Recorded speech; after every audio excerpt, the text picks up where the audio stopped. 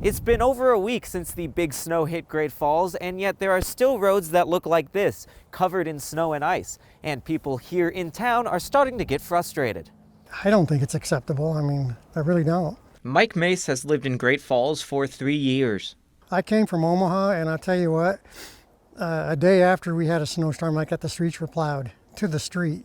And every winter he's been here, he's been frustrated with the same issue. The residential streets, anything on this side of 10th Street that I've noticed, doesn't even get a plow through it. Mike is concerned for residents' well-being. These streets are difficult to navigate if you're elderly, handicapped, or a first responder. And I've seen people get stuck out here, people fall, me included. And he hopes that one of these days the city takes action. I think on a city standpoint, you think they would want to get more equipment or get some sort of plan. The city plows its streets on a 3-priority scale. The first of which is our emergency routes. The second is our major arterials, and then third is roads that give us access to those arterials. Great Falls City Communications Specialist Meredith Dawson explains that side streets are not typically plowed, but that doesn't mean you're out of luck. If you're in a situation where you think a road is really dangerous, you can give Public Works a call and they will do their best to get to that street. As of Tuesday, Public Works has received 146 calls and they've completed almost all of them,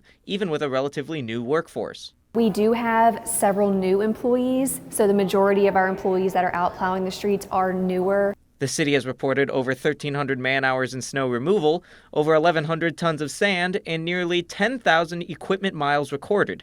And with the resources at hand, not all streets will be plowed. If we had all the money in the world and we could get a bunch of new snow plows, operators, all of those things, then we would be able to plow all the streets. However, that would be a huge cost, and that would be one that the taxpayers would have to take on.